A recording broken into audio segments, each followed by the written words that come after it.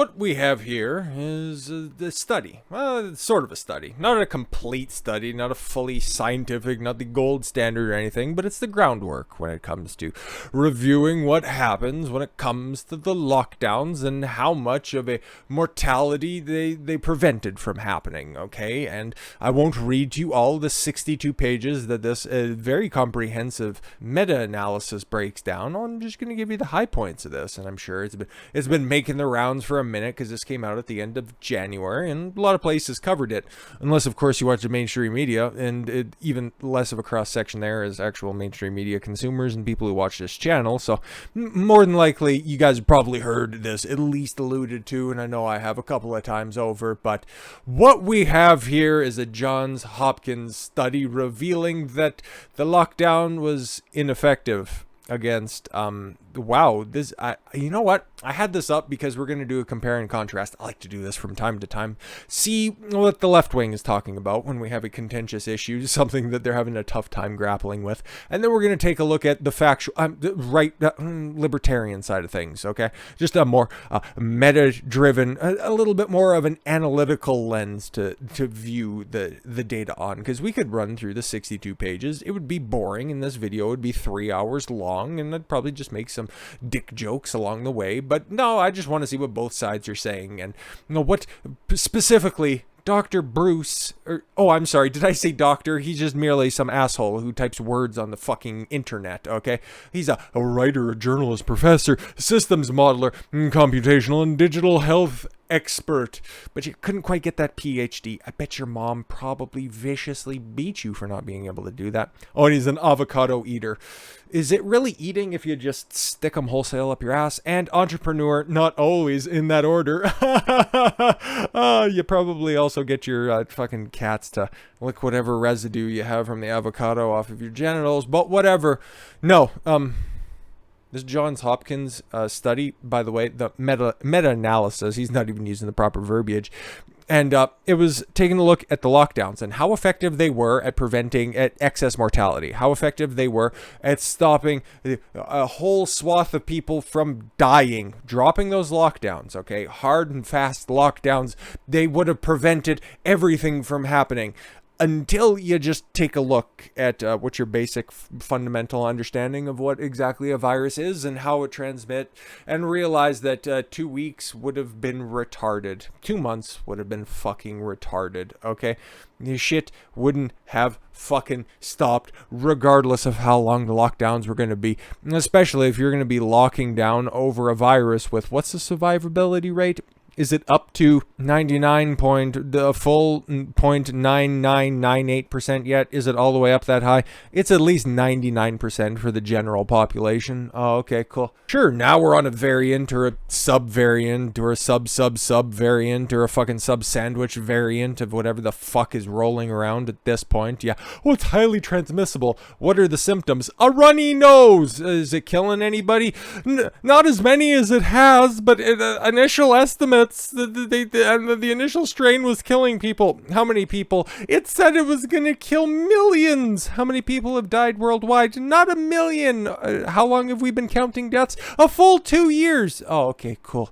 So Johns Hopkins, like I said at the end of the previous video, fringe outlet, not like it's the gold standard when it comes to medical research, and the guys who were running that tracker that everybody's seen, and it was very popular in the early days of the COOF, tracking the cases worldwide, deaths worldwide, breaking it down by different sections. Everybody has seen that, but now all of a sudden, just a fringe study that mainstream media need not even talk about, even right now as this video drops. MSNBC, ABC, CBS, CNN, every single media outlet that you can possibly think of. I'm sure Fox probably talked about it, but again, I don't think boomers really remember what the fuck was talked about last week. So I figured we'd go ahead and, like I said in the beginning, we're going to compare and contrast what Forbes is ostensibly, okay, a left-wing outlet, let's be fucking fair, has to say about these lockdowns across the world. Taking a look at all of the data, helped save 0.2%.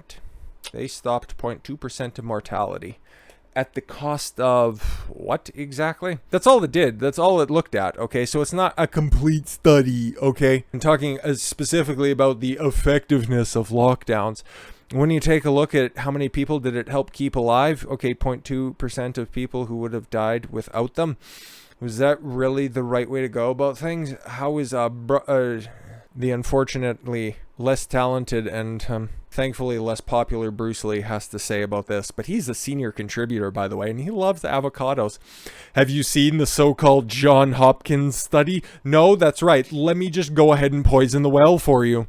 Oh, that's been making the social media and Bill Maher rounds lately. You know that the alt-right outlet, the Bill Maher's whatever the fuck, real time, right? I was gonna say politically incorrect. I'm only 31. Anyways, some folks have been asserting that the Johns Hopkins study, it's a meta-analysis, you fucking hack. By the way, it says it right there. A literature review and meta-analysis of the effects of lockdown on COVID-19 mortality. Important to note that, because he's going to go ahead and he's just going to conflate a bunch of terms and make it seem like just a bunch of phooey. Oh, you haven't seen what they're referring to. It could possibly be that there's been a so-called full-on media blackout from this so-called Johns Hopkins study, as an article on Fox News has claimed. Or maybe, just maybe, this Johns Hopkins study didn't receive much press because it wasn't exactly what some people have been claiming it is. Ah, well, remember, this journalist is going to go ahead and he's going to, excuse me, actually, it reported this and I'm fact-checking you. We could pull up Snopes, but I got more on those fucking hacks tomorrow? I think tomorrow. If you've noticed, some have been repeating the name Johns Hopkins study as if it was a magical phrase like Open Sesame or Mbop. Oh, God, somebody please check this guy's basement and see if he owns a panel van. In actuality, it's not really appropriate here to call what's being circulated a Johns Hopkins study. How many times have you done that so far? 1, 2, at least 5 times. At least 5 times in less than 2 full fucking paragraphs. So again, people calling it a Johns Hopkins study, I could call a fucking mouse that I use a fucking rat. It doesn't make it exactly what you fucking think it is, stupid. Which might suggest that Johns Hopkins University has somehow commissioned or endorsed the study. No, they just released it, you fucking tard. You didn't think anybody would go out there and search it out? Sucks to suck. Nevertheless, some people on social media accounts have been pushing the whole Johns Hopkins name. Again, isn't that their emblem right there? Johns Hopkins Institute for Applied Economics, Global Health, and Study of Business Enterprise. Seems pretty official. How are you going to try to tell us otherwise? Yeah, the university itself didn't write the paper because buildings can't type on laptops without crushing them. I hate this guy so much. Heck, the paper even stated that views expressed in each working paper are those of the authors who work for Johns Hopkins. Oh my fucking God, did you hack? Yeah, you have economics professors, okay? Economics master's degree holders. PhD in economics from the University of California, okay? Guys who work for and in association with Johns Hopkins University Institute for Applied Economics. So if you want to play fucking wordplay, you better hope nobody else has the fucking tools to fact check you on the fly. They're stupid. Therefore, if folks really want to mention Johns Hopkins, they should instead be referring to the working paper as being from a professor at Johns Hopkins University. How about 3 of them? And if you want to be even more specific, from the economic wing of it, because that's what they were looking at, the economic impact and the mortality rates caused by, or rather prevented from, the lockdowns. God, I hate this guy so much. As you can see, Maher dropped the Johns Hopkins name without even mentioning the professor's name, Steve H. Hankey, PhD, a professor of applied economics at Johns Hopkins University and a senior fellow at the Cato Institute. So how are you trying to distance Johns Hopkins University from... It's like, oh my God, the wordplay. Moreover, Maher didn't clarify that their 3 authors were economists rather than medical, epidemiology, or public health experts. It's almost like you had a lie to spin and you ended up buying it. You played yourself. You really did. Isn't that a bit like 3 proctologists telling you about how the economy is doing? They were looking at the economy. You fucking mongoloid. Not to offend some of your ancestors. Oh, and note that Herbie, Honung, and Hankey themselves use the term working paper. Yeah, because it's incomplete. It's just the preliminary findings, and that's what they found so far. That's what a meta-analysis is. What are you, a journalist? Oh, A working paper is not the same as a peer-reviewed study published in a reputable scientific journal, just like how YouTube videos of how getting pelted with sausages do not make you the same as a full-length Hollywood movie. I hate this guy so much. We're moving along. I think you got the tone and tenor. I'll link to the rest of this because I'd like to keep what's left of my sanity and go into the weekend on a high note, probably like he was when he wrote that. But here's Mises Institute. It's one of the leading voices when it comes to the libertarian think tanks. Okay, they're very academic. I've used some of their articles and some of the stuff that I've done before. It's just normally very in depth, and we're gonna run down this because it actually tells you what the study that the Johns Hopkins study, which it isn't. It's a meta-analysis. Fine, if you want to get bogged down in word salad, please just to try to describe genders and how women are women and trans women and all that kind of fucking fun stuff. You goof.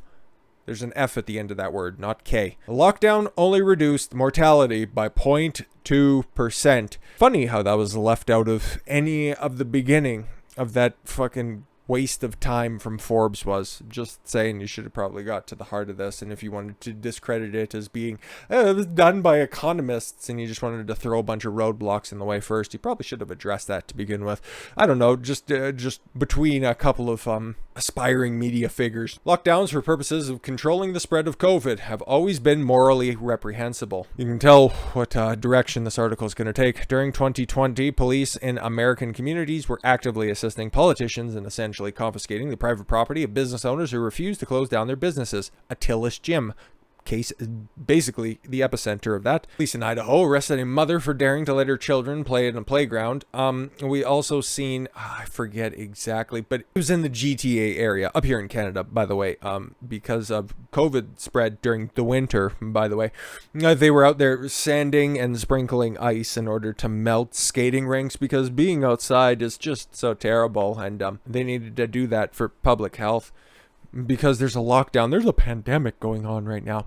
And then, of course, there were countless cases of threatened arrest and threatened sanctions, which gained compliance because many of the victims, i.e. the taxpayers, lacked the resources or fortitude to resist. All such acts by the governments should be condemned as repugnant acts of runaway regimes based. Yet such acts continue to be supported by lockdown enthusiasts because the people insist that lockdowns worked. Yeah, no, it's just like these fucking morons that think that, my socialism, real socialism has never been tried. There's a bunch of revisionist history types that think that, if we would have just had a full and complete swift lockdown for 2 weeks, or maybe even 2 months, we would have been able to stop this. But well, now the genie's out of the bottle. Some people actually think that. And let's just go ahead and let's just realpolitik this out here for a moment, okay? You would have had a lockdown for 2 weeks, okay? For 2 months. Whatever, okay, everybody would have been just stuck at home. Anybody who had the virus, you would have been able to just fucking sweat it out, eat it out, I don't know, live it out, or you just shiver and die, and then they can eventually come in there and collect your corpse and put it in a box. Or probably they'll just burn it and then re-incinerate whatever urn you get put into another urn for safety concerns. Whatever, don't care. Okay, but eventually you'd have to think that some of the people who were traveling, okay, and would have got the virus from wherever the fuck they did, okay, they would have brought it home to a house full of other people or other beings that would have been transferred to at whatever time, okay?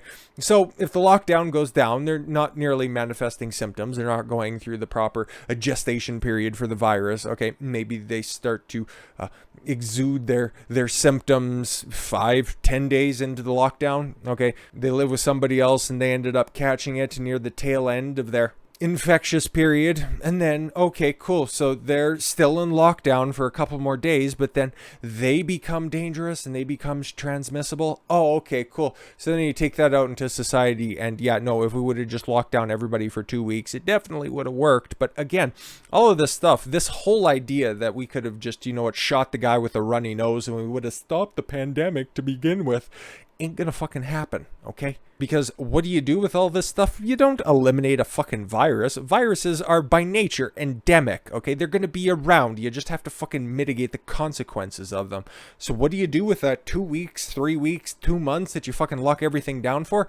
You just move something that you have to deal with off 2 weeks, 3 weeks, 2 months, okay? You just shift the window. You buy yourself more time because remember, that's how lockdowns were pushed to begin with. Oh, we need to make sure that we don't overwhelm our shitty socialist healthcare system. Or we just need to stop the spread. Whatever the fuck the marketing terminology wherever you lived was. That's what it was to begin with. It wasn't about eradicating the virus. That was a twist of phraseology much later down the line once everybody realized that it doesn't fucking work. But now we have the data. We got the documents. But anyways, yeah, people insist the lockdowns worked because they're brain dead. That is, they assume us that... Oh, they assure us that lockdowns substantially reduce the amount of deaths and disease caused by COVID-19.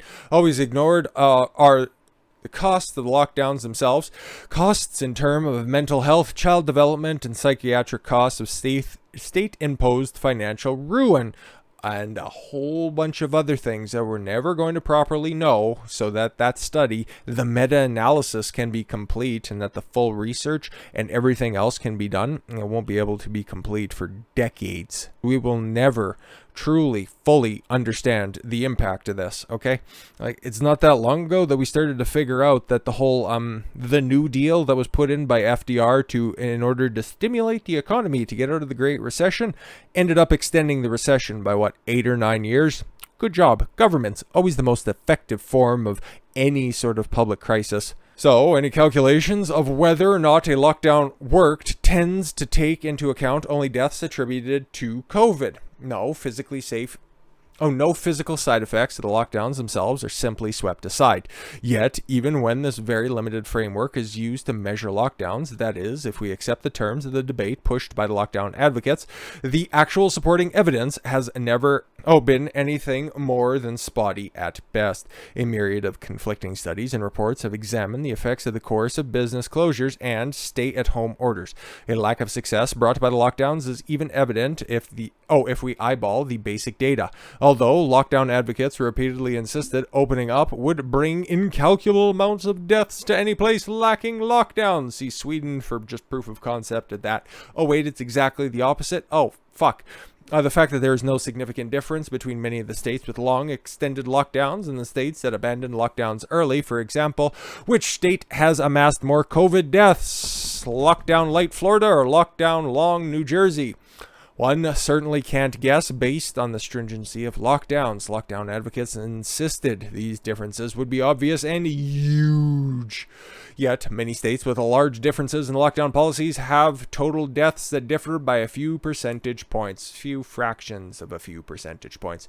The only big benefits could justify the costs. Yeah, exactly. So, even if we look at everything through the lens of those who want lockdowns, we still can't find clear benefits. For example, in a new report from Steve Hanke, Jonas Herby, and Lars Jongjong, I'd imagine, I don't know, I don't speak fucking singy-songy, at Johns Hopkins Institute for Applied Economics. See, it's not the university, I feel dumber for having read that for everyone. A meta-analysis of 34 studies for the past 2 years shows that lockdowns in Europe and the United States, what about Canada though, reduced COVID-19 mortality by 0.2% on average. Yeah, that's right there. You can find it. It's right there, okay? It's right there in the abstract. The exact same phrase. It wasn't taken out of context.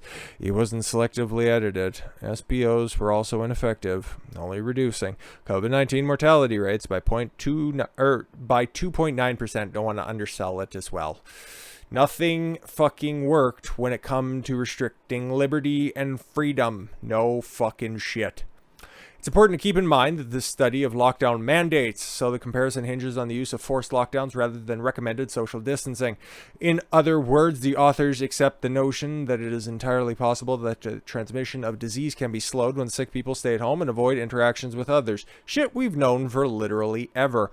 This likely works with COVID as well as countless other diseases.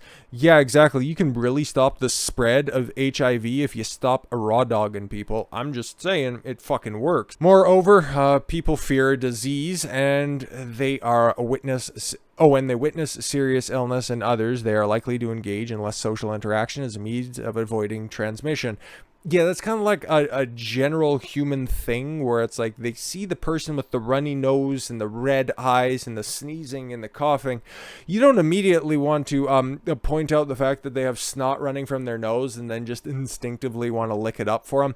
That's not the human condition, okay? That might make you a furry or something. I don't know. But unlike mere health recommendations, course lockdowns amount to centrally planning societal interactions overall. Communism, regardless of the actual needs of individuals and these individuals' personal risk assessment. Moving right ahead. So how much evidence is required to abolish your rights? Because this is a libertarian institute, is going to take a whole hell of a lot. And I'm going to agree with all of it. This also reflects a monoclonal, monomaniacal, sorry. Had to be reading too many medical papers recently. Technocratic obsession with justifying anything and everything so long as it can be shown to quote-unquote work. But even if lockdowns work, it wouldn't be an excuse for the fact that lockdowns are premised on imposing widespread human rights violations on the population at large. Lockdowns deny the right to seek employment, the right to travel, the right to basic right to contract for services. That something works isn't a license for a regime to do whatever it wants. After all, many Asian regimes no doubt believe that the widespread use of the death penalty for drug offenses works. See South Korea. That's where that's at least sort of referencing. Similarly, it may be that torture works to extract information from suspected terrorists, although the data shows it doesn't. Yeah, it just more or less just coerces somebody into just admitting anything to stop the torture from happening. A success of torture would not be sufficient to justify its use. Sorry, it's getting long in the day.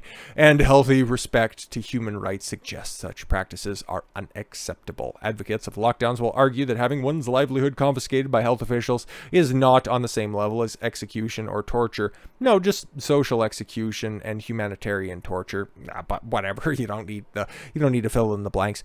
Even if that were true, ask exactly how much evidence lockdown advocates require before they are willing to violate your rights in the name of doing what works.